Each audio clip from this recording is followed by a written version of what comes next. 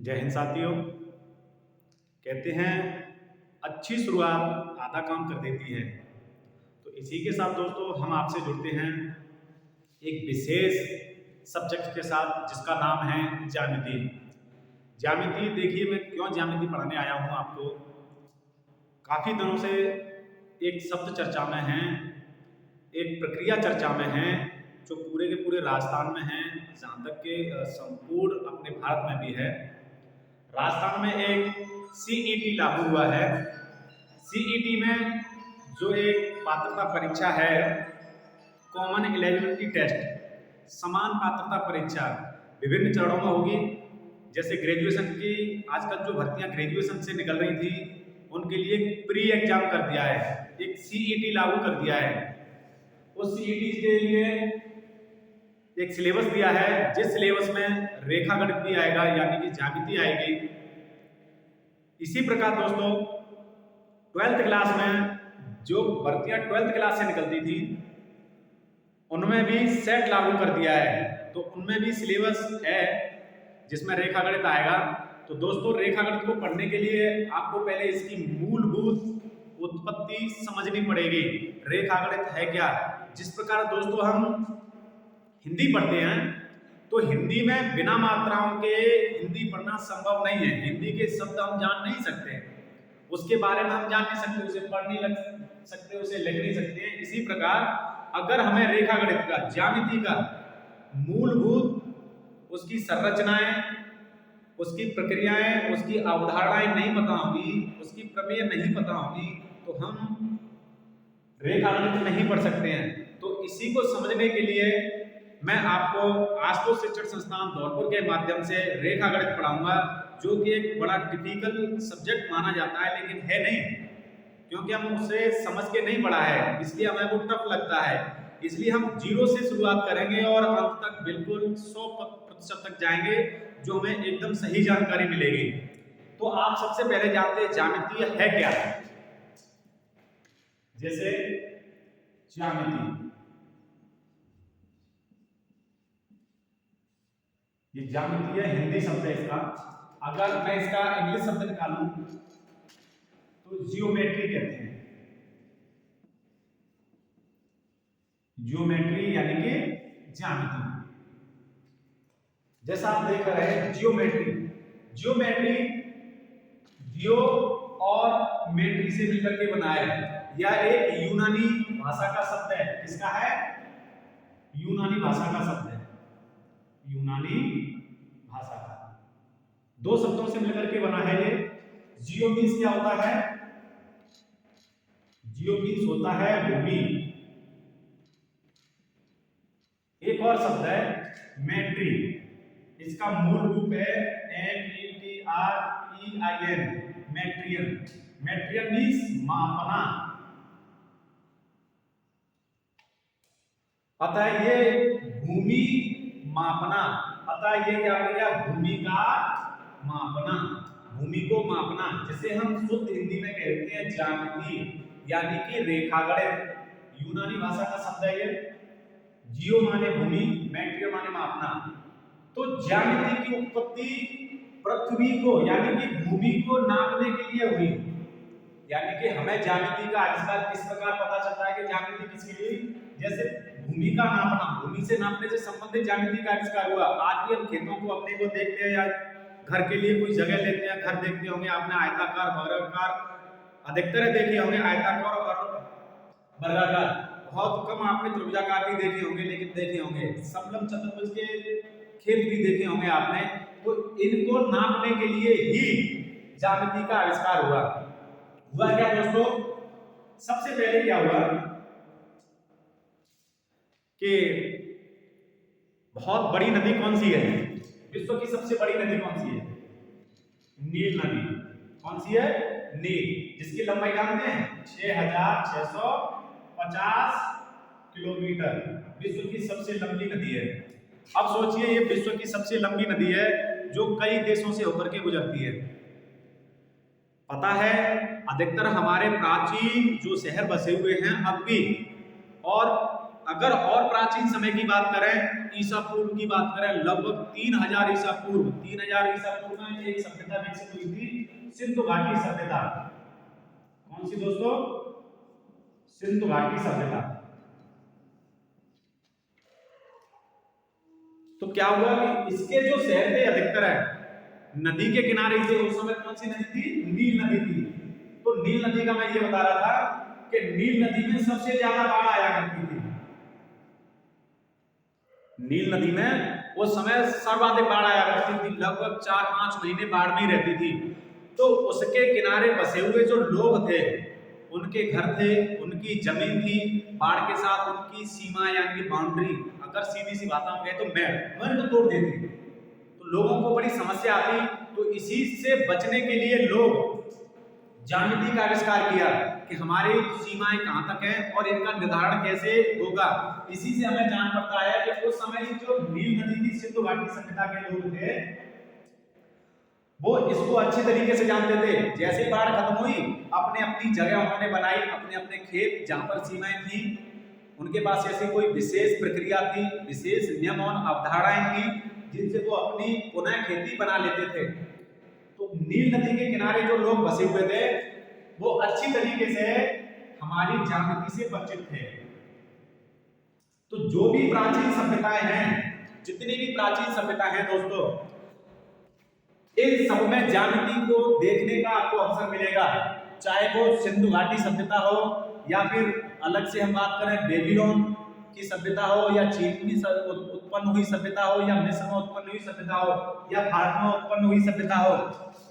तो दोस्तों इन सभी सभ्यताओं में हमें ज्यामिति का वर्णन जरूर मिलता है।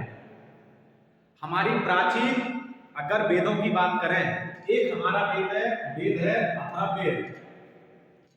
कौन सा वेद है दोस्तों? अथर्ववेद। इस वेद में एक यंत्र है, श्री यंत्र।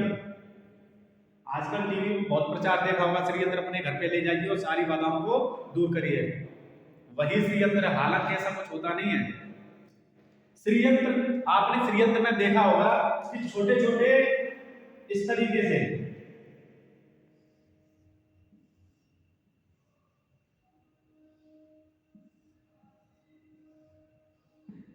से लगभग 9 समबाहु 9 समुद्रबाहु त्रिभुज होते हैं, और इन 9 समुद्रबाहु त्रिभुजों से करीब करीब 43 छोटे छोटे त्रिभुज बनते हैं, जिसमें कुछ कुछ लिखा हुआ भी होता है। इस तरीके का श्री यंत्र होता है।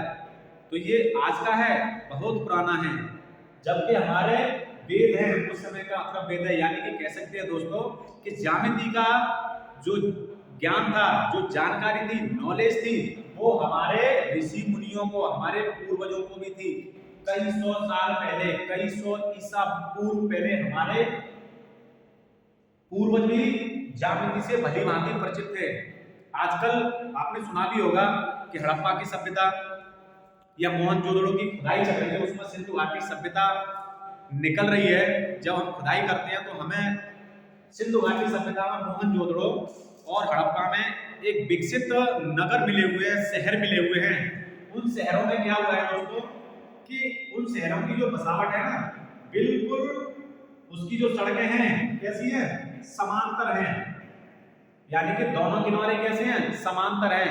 तो ये आज की सभ्यता है। पुरानी सभ्यता से हमें पता चलता है कि हमें ज्यामिति का अच्छी तरीके से जानकारी थी। और इस सिंधु घाटी सभ्यता में ही प्राचीन लोग अन्न को रखने के लिए कुछ बर्तन बनाते थे मिट्टी के। जैसे मान लीजिए घनावाकार बर्तन बनाया, या वर्गाकार बर्तन बनाया, या फिर मान लीजिए पिरामिड के आकार का बर्तन बनाया। तो उन सब में किसका प्रयोग होता था? ज्यामिति का।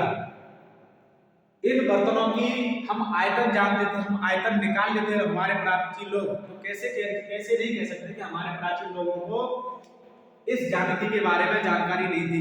तो दोस्तों इसी के साथ देखिए ज्यामिति का विकास किस तरीके से हुआ। क्या हुआ दोस्तों? धीरे धीरे यूनान है, मिस्र है, चीन है, भारत है, बेबीलोन है, इन्होंने क्या किया कि धीरे धीरे ये ज्यामिति का उपयोग कम करते गए, बहुत लोग कम करते। प्राचीन जमाने में ज्यामिति का अगर आविष्कार विकसित करते तो किस तरीके से करते, आजकल की तरह मल्टीमीडिया फोन या अखबार या किताबें नहीं थी। वो भोजपत्र पर लिखते थे या फिर मुंह से बोल करके आगे अपने ज्ञान को पहुंचाते थे, तो इसका विकास बहुत कम होता था। लेकिन यूनानवासी, कौन, यूनान के रहने वाले लोग इस ज्यामिति से भली भांति परिचित थे, वो इसका महत्व समझते थे, इसलिए इन्होंने इस ज्यामिति में बहुत ज्यादा ध्यान दिया। इसी प्रकार दोस्तों यूनान के ही एक प्रसिद्ध गणितज्ञ थे जिनका नाम था थेल्स। अगर आपने 7th 8th 9th में अधिकतर पढ़ा होगा एक थेल्स की प्रमेय, पढ़ी है कभी? थेल्स की प्रमेय देखिए क्या होती है। थेल्स ने उस समय क्या कहा था कि जो वृत्त होता है, वृत्त का जो व्यास होता है, ये वृत्त है, इस वृत्त का जो व्यास होता है ना, वृत्त को 2 बराबर भागों में बांटता है।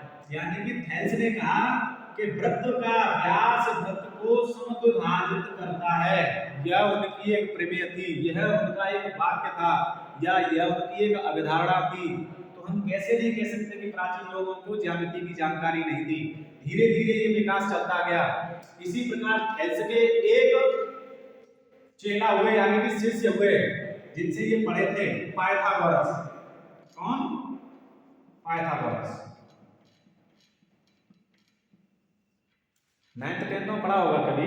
पाइथागोरस की प्रमेय सबसे प्रसिद्ध प्रमेय, आज तक एकदम सही है, एकदम सटीक है आज तक। तो पाइथागोरस ने क्या कहा? पाइथागोरस ने कहा कि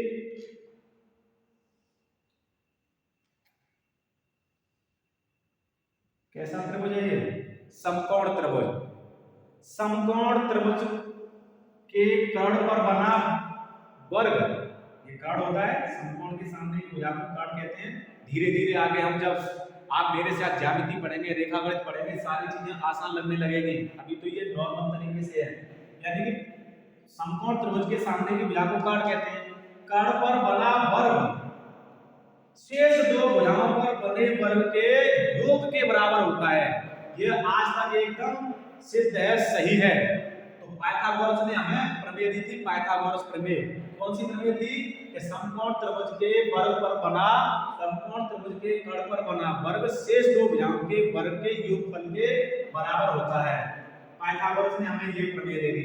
धीरे धीरे क्या हुआ दोस्तों कि पाइथागोरस से जैसे ही समय आगे निकलता चला गया, समय बढ़ता चला गया, एक वैज्ञानिक हुए यूक्लिड। कौन हुए? यूक्लिड। ये कहां के थे? ये भी यूनान के थे। कहां के थे दोस्तों? यूनान के थे। मैंने अभी बताया था कि यूनानवासी इसको सही तरीके से समझते और इसे आगे ले गए। इन्होंने ही विकास किया हमारी ज्यामिति का। ये सब यूनान के हैं। तो यूक्लिड भी कहां के थे? यूनान के अलेक्जेंड्रिया के थे। तो ये लगभग 350 ईसा पूर्व, कब? 350 ईसा पूर्व में, उस समय की बात है। यूक्लिड ने क्या किया कि उस समय जितनी भी ज्यामितीय तथ्य थे, जितने भी ज्यामितीय अवधारणाएं थी, उन सबको एक साथ इकट्ठा किया। सबको क्या किया? एकत्रित किया। किसी ने क्या दिया?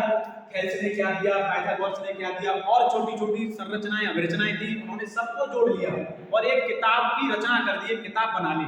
उस किताब का नाम रखा उन्होंने एलिमेंट्स। क्या रखा दोस्तों? एलिमेंट्स। एलिमेंट्स में करीब करीब 13 अध्याय थे और 13 अध्याय आज की एक किताब है। 13 किताब होगी उस समय की। तो उस समय यूक्लिड ने क्या किया कि जितने भी तथ्य थे ज्यामिति से संबंधित, उन सबको एक किताब में लिख दिया और उन्होंने इसकी रचना कर दी। इसीलिए यूक्लिड को ज्यामिति का क्या कहते हैं? ज्यामिति का जनक, father of geometry. Who is the father of geometry? Euclid. कब की बात है? 350 ईसा पूर्व की। देखिए इतनी अच्छी जानकारी हमारे यूक्लिड साहब ने दी। अच्छा, इनकी कुछ अवधारणाएं थी, छोटी छोटी अवधारणाएं थी, ज्यादा बड़ी नहीं थी, लेकिन बहुत काम की हैं उन्होंने। पता है क्या? कुछ कम अवधारणा बता देता हूँ, बहुत सारी अवधारणा बताऊंगा तो आपको 13 किताब पढ़नी पड़ेंगी। इसलिए एकदम इजी वाली देख लो, एकदम सरल वाली। उन्होंने कहा यूक्लिड ने कि अगर समान वस्तुओं में समान वस्तुएं जोड़ दी जाएं तो योगफल भी कैसा होता है, समान होता है। एक अवधारणा। दूसरी अवधारणा क्या थी, अगर एक वस्तु दो वस्तुओं के बराबर है तो वे दोनों भी आपस में कैसी होगी, बराबर होंगी। कहने का मतलब है, ये साथ मेरे हाथ में क्या दिखाई दे रहा है, मार्कर पेन। एक पेन ये लूं और इसके बराबर दूसरा पेन लूं तो ये पेन इसके बराबर है। ऐसे उठा करके एक पेन और ले लूं, ये पेन भी बराबर है। उठा करके उन दोनों पेनों को आपस में देखूं तो ये दोनों पेन भी कैसे होंगे, बराबर होंगे। उन्होंने कहा अगर कोई दो वस्तु एक वस्तु के बराबर है तो वे आपस में दोनों कैसी होंगी, बराबर होंगी।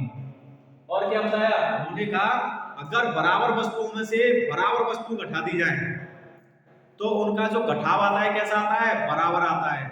उन्होंने कहा भी कि समान वस्तुओं में समान वस्तु का गुणा कर दिया जाए तो गुणनफल भी कैसा आएगा, समान आएगा। जैसे मान लीजिए समान वस्तु है, दो है, एक ये दो, इनमें समान वस्तु जोड़ दी जाए, दो जोड़ दो और इसमें भी दो जोड़ दो, समान जुड़ी ना, ये वाली समान वस्तु हुई ना, तो इन दोनों का योगफल कैसा आएगा, समान आएगा कि नहीं, बराबर। छोटी छोटी है, हंस रहे होंगे सभी देख करके, लेकिन ये अवधारणाएं ही हैं ज्यामिति को समझने के लिए। बराबर वस्तुओं बराबर का गुणन कर दिया जाए तो दोस्तों हम ज्यामिति पढ़ने के लिए बिल्कुल शुरुआत से प्रारंभ करेंगे, एकदम जीरो से शुरुआत करेंगे और हीरो तक जाएंगे। बस आप मन लगा करके मेरे साथ आने वाली वीडियोस देखते रहेंगे। दोस्तों मैं बता देता हूं कि आने वाली वीडियोस में आप क्या पढ़ेंगे मेरे साथ। सेट में बहुत ही अच्छे तरीके से पेपर आने वाला है रेखागणित का, काफी क्वेश्चन आएंगे, चाहे वो ग्रेजुएशन लेवल का हो चाहे 12th लेवल का हो, बहुत अच्छे तरीके से आएंगे। अगर ग्रेजुएशन लेवल का है तो अच्छी लेवल के क्वेश्चन आएंगे, और सीनियर सेकेंडरी लेवल का है तो सीनियर सेकेंडरी लेवल के आएंगे। मैं आपको बिल्कुल ग्रेजुएशन की लेवल से पढ़ाऊंगा और जीरो से पढ़ाऊंगा, शुरुआत से पढ़ाऊंगा। तो ये नहीं सोचे ग्रेजुएशन वाले कि हमारी लेवल से नहीं पढ़ाया जाएगा, या फिर सीनियर सेकेंडरी वाले ये समझे कि हमारे ऊपर से पढ़ाया जाएगा। नहीं, बिल्कुल प्रारंभ से पढ़ाया जाएगा, शुरुआत से। तो आप मेरे साथ जब वीडियोस देखेंगे, आप मेरे साथ जुड़ेंगे मेरे चैनल के साथ, तो सबसे पहले आपको बिंदु से शुरुआत कराई जाएगी। कहां से, बिंदु से। पहली क्लास बिंदु और रेखा की रहेगी, पहली क्लास। दूसरी क्लास रेखा और कोण की रहेगी।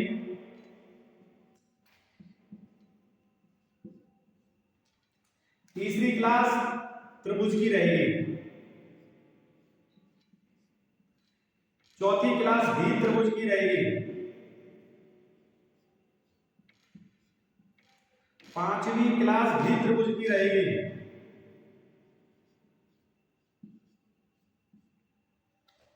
छठवीं क्लास ये भी त्रिभुज की रहेगी। अब आप सोच रहे होंगे कि सर ने त्रिभुज को 4 बार लिख दिया है। त्रिभुज छोटी चीज नहीं है, सबसे बड़ी चीज समझने के लिए त्रिभुज में ही है। इसमें कौन कौन सी प्रमेय होती है, कौन कौन सी अवधारणाएं होती है, कौन कौन से सूत्र होते हैं, इसका क्षेत्रफल क्या होता है, किस प्रकार के कोण बनते हैं, किस प्रकार के चतुर्भुज त्रिभुज होते हैं, इन सब में चारों में लगभग 4 दिन रहेंगे। और जो 5वीं क्लास रहेगी त्रिभुज की, इसकी जो 5वीं क्लास रहेगी वो आपकी टेस्ट की क्लास रहेगी कि आपने त्रिभुज में कितना सीखा। आपको समय समय पर टेस्ट लेता रहूंगा मैं, और आपको देना होगा बिल्कुल। बिंदु और रेखा, रेखा और कोण, इनकी अवधारणाएं सहित 2 क्लासें लगेगी एकदम शुरुआत से। जब दोस्तों कहते हैं ना हिंदी पढ़ने के लिए मात्राएं और अ से ज्ञ तक के अक्षरों का ज्ञान होना जरूरी है, तो ज्यामिति सीखने के लिए बिंदु और रेखा और साथ में कोण, इन तीनों की जानकारी होना बेहद आवश्यक है। तो आप मेरे साथ चैनल से जुड़ने के लिए आशुतोष क्लासेस धौलपुर के नाम से चैनल है, आप इससे जुड़ जाएंगे, सब्सक्राइब बटन दबा देंगे, जिससे आपको ये आने वाली क्लासें मिलती रहेगी और आपको सटीक जानकारी मिलती रहेगी। आगे के भी चतुर्भुज है, वृत्त है, घन है, घनाभ है, इनकी क्लासेस भी चलती रहेंगी। ये तो मैंने आपको शुरुआती क्लास बता दी है। जय हिंद दोस्तों।